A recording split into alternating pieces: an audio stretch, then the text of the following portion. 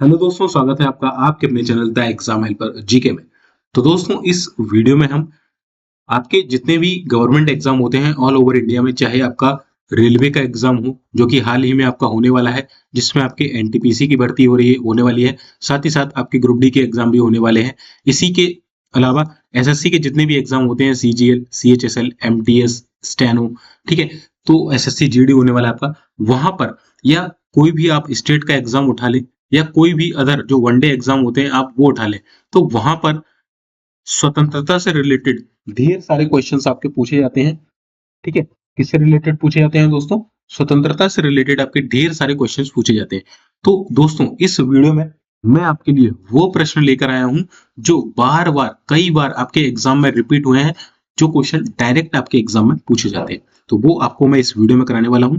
तो वीडियो को शुरू से लेकर अंत तक जरूर देखिएगा, और वीडियो अगर आपको अच्छा लगता है तो वीडियो को एक लाइक कर देना और चैनल को सब्सक्राइब कर देना और अपने दोस्तों के साथ शेयर जरूर कर देना। तो चलिए, बिना किसी देरी के वीडियो को स्टार्ट कर लेते हैं, और जो भी डिटेल होगी, इंपॉर्टेंट जो फैक्ट्स होंगे, वो मैं आपको वन बाय वन बताते चलूंगा। तो वन लाइनर है, ज्यादा आपको समय नहीं लगेगा, 5 से 7 मिनट में हम इसको कंप्लीट कर देंगे। और आपके एग्जाम में हमेशा एक क्वेश्चन हर एग्जाम में पूछा ही जाता है स्वतंत्रता से रिलेटेड, तो वो आपका यहाँ पर पक्का होने वाला है। तो चलिए स्टार्ट कर लेते हैं। सबसे पहले हमारा क्वेश्चन है, महात्मा गांधी को गोली किसने मारी थी? तो महात्मा गांधी को जो गोली मारी गई थी वो 30 जनवरी 1948 को मारी गई थी, आजादी के बाद, जो कि नाथूराम गोडसे के द्वारा हत्या इनकी की गई थी। चलिए, जिसके उपलक्ष्य में हर साल 30 जनवरी को शहीद दिवस मनाया जाता है। ओके, चलिए दूसरा प्रश्न है, गांधी जी को चंपारण आने के लिए किसने प्रेरित किया था? तो दोस्तों, गांधी जी को चंपारण आने के लिए बिहार के एक किसान नेता थे जिनका नाम था राजकुमार, इन्होंने इनको प्रेरित किया था चंपारण आने को। और दोस्तों, जो गांधी जी का जो भारत में पहला जो आंदोलन होता है वो होता है चंपारण आंदोलन, जो कि भारत में पहला होता है। और चंपारण कहाँ है? बिहार में पड़ता है। और ये आंदोलन की डेट थी 1917। और ये पहला आंदोलन था गांधी जी का, और ये किस लिए था? तो नील की खेती के विरोध में इसको यहाँ पर स्टार्ट किया गया था। चलिए, तीसरा प्रश्न है, सत्याग्रह का सर्वप्रथम प्रयोग गांधी जी ने कहाँ किया था? तो दोस्तों, जो सत्याग्रह का सर्वप्रथम प्रयोग है वो गांधी जी ने दक्षिण अफ्रीका में किया था। और ये ईयर था 1908 का, साल 1908 में दक्षिण अफ्रीका में गांधी जी ने सत्याग्रह का सर्वप्रथम प्रयोग किया था।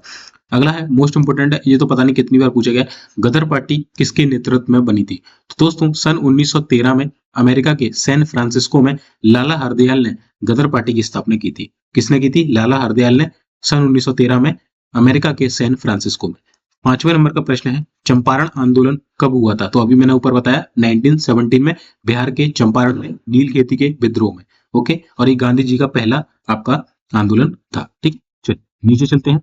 रॉलेट एक्ट को कब लागू किया गया था? तो दोस्तों, रॉलेट एक्ट को 19 मार्च 1919 में लागू किया गया था। चलिए अगला है, पूरे देश में खिलाफत दिवस कब मनाया जाता है? तो पूरे देश में जो दोस्तों खिलाफत दिवस है वो मनाया जाता है 19 अक्टूबर 1919 को, क्योंकि 1919 में ही खिलाफत आंदोलन चलाया गया था। हम आगे पढ़ेंगे कि खिलाफत आंदोलन क्या था।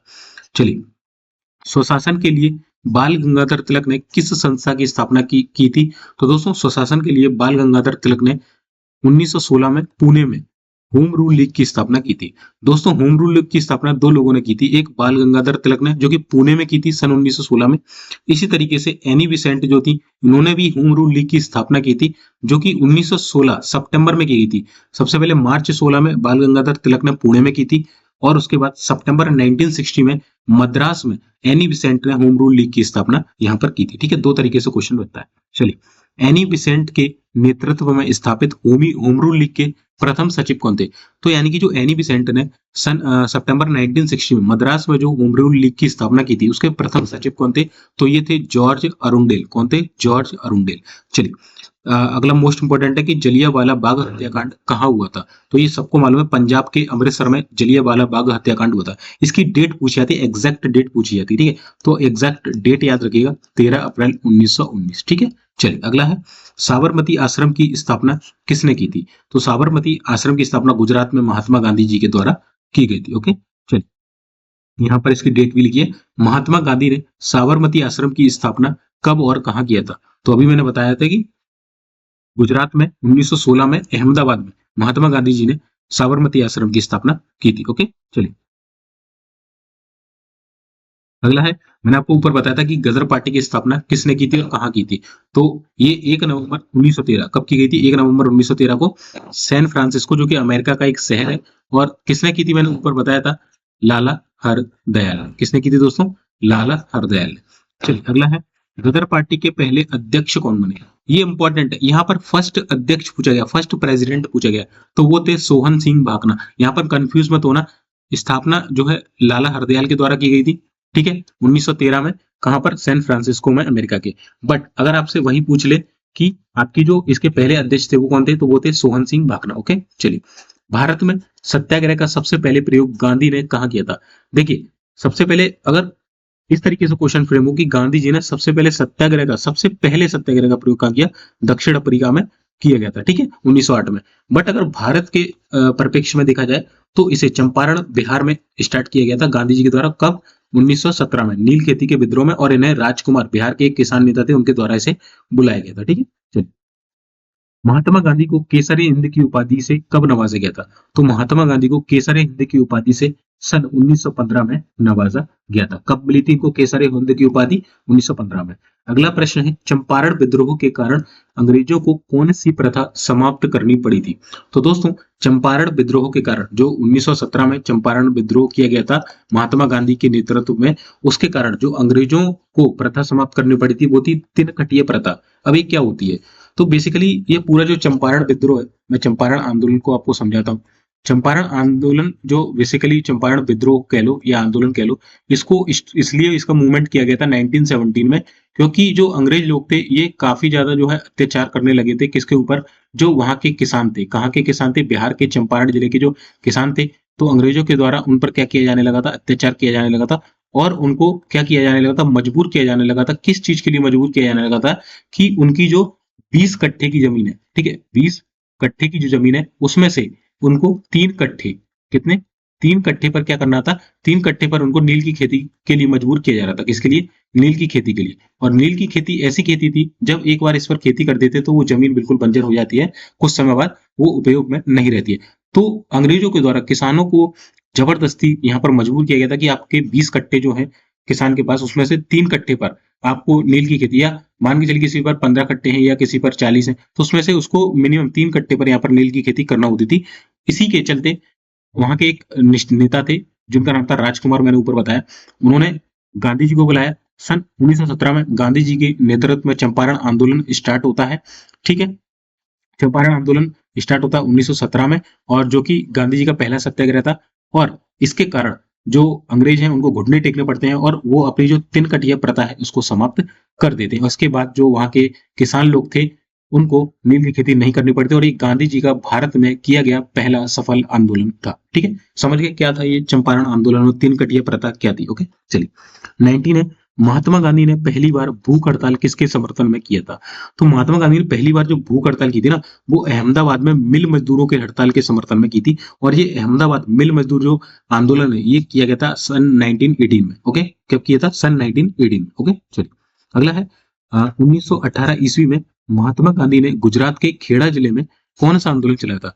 तो गुजरात के खेड़ा जिले में इन्होंने कर नहीं आंदोलन चलाया था। कौन सा? कर नहीं आंदोलन, टैक्स नो टैक्स मूवमेंट चलाया था, ठीक है। चलिए, अगला है, कांग्रेस के किस अधिवेशन में नरम दल और गरम दल में एकता हो गई थी? बेसिकली ये नरम दल और गरम दल अलग हुआ था 1907 के सूरत अधिवेशन। 1907 का सूरत अधिवेशन होता है, वहां पर जो कांग्रेस का नरम दल है और गरम दल दो दल बन जाते हैं, फिर ये आपस में एक हो जाते हैं, जो कि था आपका लखनऊ अधिवेशन सन 1916 में। इसकी जो अध्यक्ष थे वो थे अंबिका चरण मजमूदार। कौन थे? अंबिका चरण मजमूदार। इंपॉर्टेंट है, याद रखना, ये सारे फैक्ट्स पूछे जाते हैं, ठीक है। चलिए, अगला है, मुस्लिम लीग और कांग्रेस ने मिलकर किस अधिवेशन में एक संयुक्त समिति की स्थापना किया था? सॉरी, तो मुस्लिम लीग और कांग्रेस ने मिलकर किस अधिवेशन में एक संयुक्त समिति की स्थापना की थी? तो वो था आपका लखनऊ अधिवेशन। कौन सा था? लखनऊ अधिवेशन। ओके, चलिए। गांधी जी ने रॉलेट एक्ट के विरोध में देशव्यापी हड़ताल कब स्टार्ट की थी? तो ये स्टार्ट की थी 6 अप्रैल 1919 को। कब की थी? 6 अप्रैल 1919 को, ठीक है। इंपॉर्टेंट है, 6 अप्रैल 1919 को गांधी जी ने रॉलेट एक्ट के विरोध में देशव्यापी हड़ताल शुरू की थी। अगला इंपॉर्टेंट है, जलियांवाला बाग हत्याकांड कब हुआ था? तो ये मैंने बताया था आपको, पंजाब के अमृतसर में हुआ था। कहाँ हुआ था दोस्तों? ये पंजाब के अमृतसर में हुआ था। और इसकी डेट एग्जैक्ट पूछी जाती है 13 अप्रैल 1919 को। चलिए अगला है खिलाफत आंदोलन किसके खिलाफ शुरू किया गया था, ये इंपॉर्टेंट है। तो दोस्तों जो खिलाफत आंदोलन है ये मित्र राष्ट्रों के खिलाफ, विशेषकर ब्रिटेन के खिलाफ स्टार्ट किया गया था, क्योंकि ब्रिटेन ने जो तुर्की के खलीफा थे उनको पद से हटा दिया था, और जो ब्रिटेन के खलीफा है उसकी काफी ज्यादा बेइज्जती की थी, तो उसको द्वारा सत्ता पर स्थापित करने के लिए खिलाफत आंदोलन चलाया गया था। इसका नेतृत्व भी महात्मा गांधी जी के द्वारा किया गया था, जिससे जो तुर्की के खलीफा है उनको उनकी जो गद्दी है वो वापस मिल सके। ठीक है, चलिए जलियांवाला बाग हत्याकांड का नेतृत्व किसने किया था, तो ये था जनरल डायर। कौन था, ये था आपका जनरल डायर। ओके, चलिए अगला है जलियांवाला बाग किस व्यक्ति की संपत्ति थी, जो जिस जगह वो जलियांवाला बाग नरसंहार हुआ था वो किस व्यक्ति की संपत्ति, तो एक जल्ली नाम का व्यक्ति था, उसके नाम पर उसके नाम की ये संपत्ति थी, जल्ली नाम। ओके, जल्ली नाम था उस व्यक्ति का। चलिए अगला है असहयोग आंदोलन, है ना। असहयोग आंदोलन कब शुरू किया गया था, तो ये शुरू किया गया था 1 अगस्त 1920 में। कब स्टार्ट किया गया था, 1 अगस्त 1920 में। ठीक है, यहाँ पर याद रखना, ये आपसे क्रम भी पूछ लेता है कि कब कब कौन सा हुआ। चंपारण हुआ था 1917 में, ठीक है, 1917 में, ठीक है, 1917 कर लेना इसको। फिर अहमदाबाद का मिल मजदूर आंदोलन होता है 1918 में।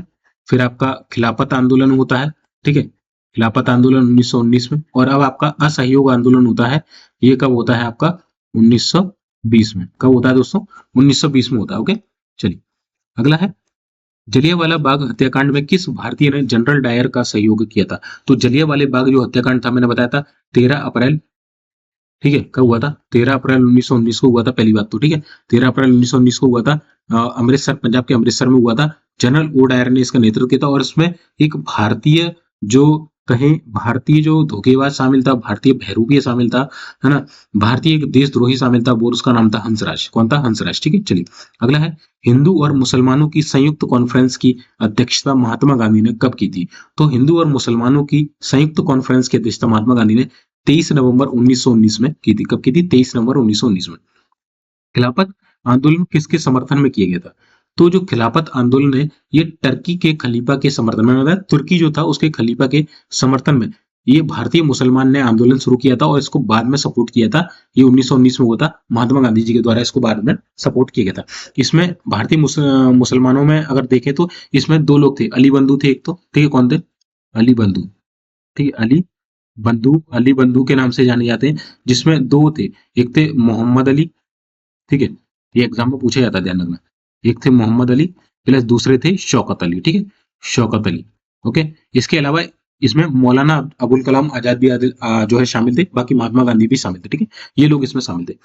अगला है जिस जांच समिति का गठन ब्रिटिश सरकार ने किया उसके सदस्यों में कितने भारतीय थे, तो उसके सदस्यों में 3 भारतीय थे। किसमें, 3 भारतीय। जिस जांच समिति का गठन ब्रिटिश सरकार ने किया था उसमें 3 भारतीय शामिल थे। अगला है जलियांवाला बाग हत्याकांड में कितने लोगों की मौत हुई थी, तो सरकारी रिपोर्ट के अनुसार देखें तो 379, और कांग्रेस समिति के अनुसार देखें तो 1000 लोगों की मौत हुई थी। ठीक है, अगर सरकारी आंकड़ों के अकॉर्डिंग यहाँ तो 379, वही कांग्रेस कमेटी की, कांग्रेस जो समिति थी उसके अकॉर्डिंग 1000 लोगों की यहाँ पर मृत्यु देखी गई थी। ठीक है, तो दो अलग अलग आंकड़े हैं, दोनों को आप याद रखिए। अगला है जलियांवाला बाग हत्याकांड के पीछे की वजह क्या थी, बेसिकली जो वजह थी वो क्या थी, तो इसकी वजह थी डॉक्टर सतपाल और सैफुद्दीन किचलू की गिरफ्तारी के विरोध में ही हो रही जनसभा पर जनरल डायर ने अंधाधुंध गोली चलाई। यानी कि जो डॉक्टर सतपाल थे और जो सैफुद्दीन किचलू थे इनको गिरफ्तार कर लिया गया था, इसी के विरोध में वहां पंजाब में जो लोग हैं वो इनके सपोर्ट में आए कि आपने इनको क्यों गिरफ्तार किया, तो उनके वो विरोध में वहां पर जनसभा हो रही थी, बेसिकली धरना प्रदर्शन तरीके का आप बोल सकते हैं।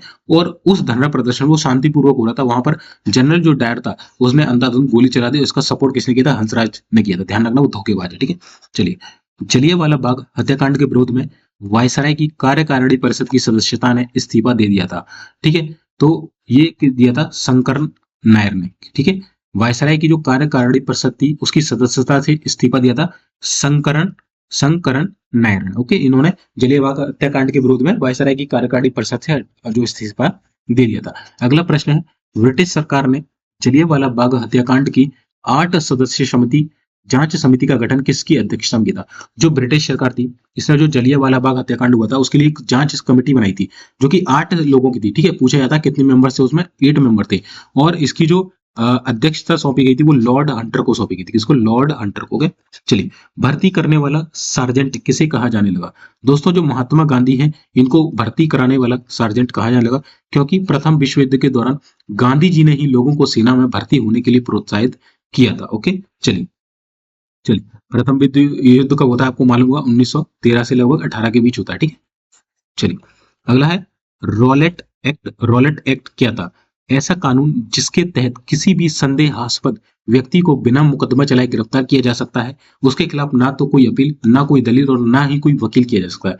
यानी कि ना अपील, ना दलील, ना वकील का कानून जिसे कहा जाता है वो था रॉलेट एक्ट। इसे काला कानून भी कहा जाता है। इसमें मतलब आप सड़क पर चल रहे हो, बिना मतलब के आपको उठा के ले गई पुलिस और आपसे पूछा भाई क्यों गिरफ्तार किया, वो नहीं बताएंगे। बोले बस हमें तो तुम पे शक है, संदेह है कि तुमने चोरी की है, तुमने फलाना किया, तुमने कुछ किया। भले ही कुछ ना किया हो, आपने कुछ ना किया हो, आपने कुछ भी ना किया हो, ऐसे उठा के ले गई, आपका तो जीवन बर्बाद हो गया ना। तो इसलिए रॉलेट एक्ट को काला कानून कहा गया था, जिसे ना अपील, ना किसी आपके, और वहां पर आपका कोई नेता हो, कोई भी किसी की भी कुछ नहीं सुनी जाएगी। ठीक है, ना अपील होगी, ना दलील होगी, ना ही आपका वकील आप कर सकते हो। ठीक है, तो ये था रॉलेट एक्ट। ठीक है, चलिए। तो दोस्तों यहाँ पर हमने जितने भी ऑल इंपॉर्टेंट जो स्वतंत्रता से रिलेटेड प्रश्न हो सकते थे, मैंने आपको यहाँ पर सारे करा दिए। आई होप आपको वीडियो अच्छा लगा होगा। वीडियो अच्छा लगा होगा, इसी तरह के और कंटेंट के लिए हमारे चैनल को सब्सक्राइब जरूर कर दीजिए। सब्सक्राइब का बटन होगा इस तरीके से, सब्सक्राइब लिखा हुआ, ठीक है, उसको बटन दबा देना, वीडियो को लाइक कर देना, और इस वीडियो को हो सके ज्यादा से ज्यादा अपने दोस्तों के साथ ग्रुप्स वगैरह में शेयर जरूर कर देगा। मिलते हैं अगली वीडियो में, तब तक के लिए जय हिंद, जय भारत।